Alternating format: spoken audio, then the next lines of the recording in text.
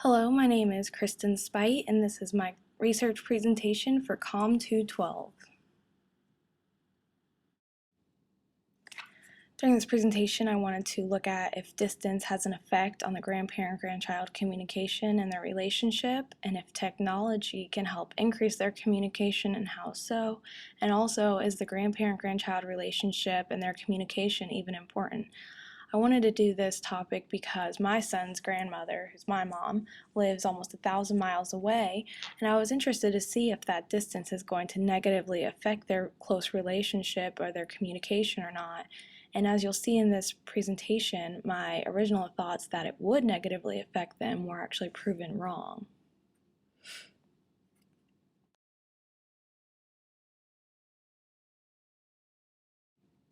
For my interview, I interviewed my own mom, Sharon Ritter. She's my son's grandmother. She lives in San Antonio, Texas, and her grandson lives in West Lafayette, Indiana, which is almost 1,000 miles apart.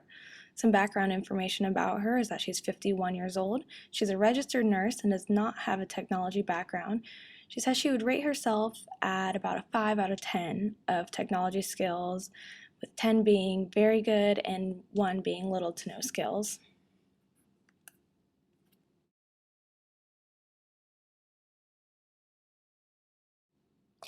So during the interview, I found that Sharon believes that proximity does not negatively affect her relationship or her communication with her grandchild. She said although she may miss out on being at her grandson's events in person, such as a ball game or a school play, she feels that technology has helped her and will help her to communicate with and keep up with and be involved in his life.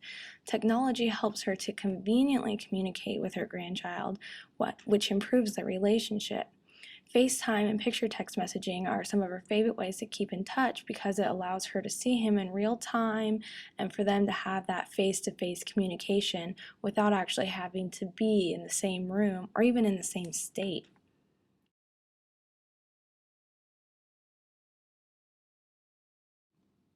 For this presentation, I found 6 empirical journal articles that went along with this topic. The first one by Paulette, Nettle, and Nielsen, 2007, they researched 4 different types of grandparents, the paternal grandparents and the maternal grandparents, and they compared those.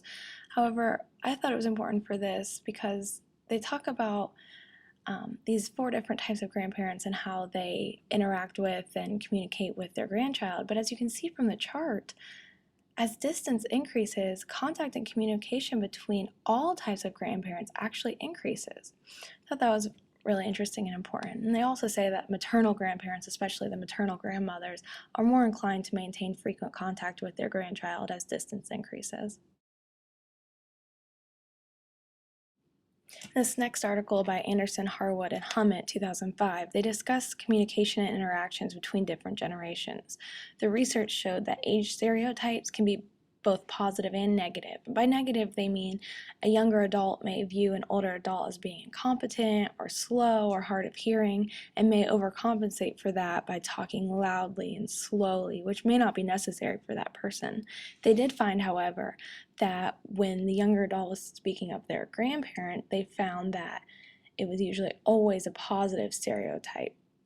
They also say that positive grandparent-grandchild relationship is mutually beneficial to young and older adults. By this, they're saying grandchildren are likely to be influenced by their grandparents' values and beliefs, and it can be a good source of social support, and grandparents can gain pride from the relationship, which can help keep them young. This is also seen in our book when they talk about families passing down values and beliefs and being a good social support system.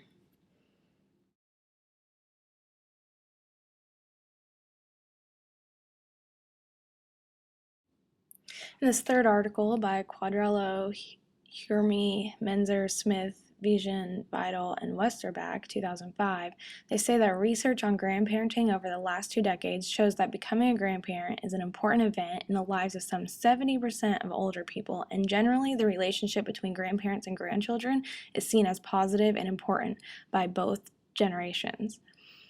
I think this helps to answer one of my original questions, if the relationship is even important, and it's important to remember that family structures would fall apart without adequate communication, which just shows how important it is for communication in a relationship.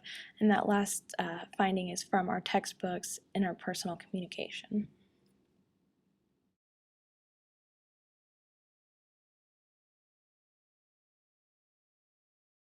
This fourth article by Taylor, Robilla, and Lee, 2005, they found a longitudinal study that found that even if the frequency of contact between grandparents and grandchildren decreases over time, the level of satisfaction does not decline. So this is showing that this research was over college students leaving the family home and being further away from the grandparents, and if that distance has a difference, and although they may not be in frequent face-to-face contact, their satisfaction level of relationship and being emotionally close is going to help satisfy that relationship. And an interesting fact also that they showed was that grandchildren who lived with their grandparents at any time did have a higher intergenerational satisfaction, which is interesting because we're talking about how a relationship between a grandparent and grandchild does not doesn't matter about the distance. However, it's interesting to note that by living with them, it actually can help increase satisfaction. In the Holiday Seek 2007 article, they studied 3 different ways of communication between grandparents and grandchild, comparing face-to-face, phone calls, and emails, and they found that grandparents tend to use email and phone calls compared to traveling to go face-to-face communication. They also said that grandparents were more satisfied when the communication was equally initiated through emails or phone calls, and it's important to notice that a relationship does take both sides of effort in that communication, that the grandchildren need to be initiating contact to the grandparents as well as the grandparents initiating contact to the grandchildren.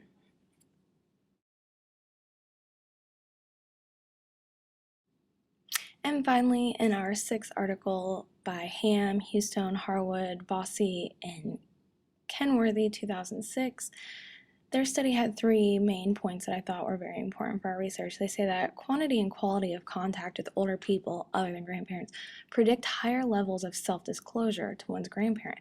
We talk about in this semester how self-disclosure is important to a personal relationship with someone. And their second point is that quantity but not quality of contact with older people is associated with more favorable implicit associations with them, while quality of contact is associated with more favorable explicit attitudes. And when I look at what they mean by quality but not quantity of contact, that could mean sending multiple text messages back and forth, where it may not be the highest quality of personal communication, but the quantity of it and the convenience of it is definitely going to be effective in their relationship. They also say that higher levels of self-disclosure to grandparents are associated with empathy and reduced anxiety, which in turn are associated with more positive, explicit attitudes towards older adults. So in conclusion, I found that my original findings, or my original thoughts of distance having a negative effect on grandparent-grandchild relationship and their communication, I actually was proved wrong. I found many common themes while doing research that it's not the distance or proximity, but it's instead the age of the grandparent and the grandchildren and how well they can use technology or other ways of communication that affect the grandparent-grandchild relationships and their communication. I also find that technology can help make communication between grandparents and grandchildren possible and more convenient regardless of distance. We talk about FaceTiming, text messaging, even phone calls. I also found that grandchildren and grandparent relationships are mutually important cross-culturally. So one of my original questions was if this relationship and their communication is even important, and as you can see in my research, there are multiple benefits for both the grandparent and the grandchild in their relationships, and keeping communication is going to help keep that relationship satisfied on both sides. Here are my references for this presentation. I thank you for listening, and I hope you have a great day.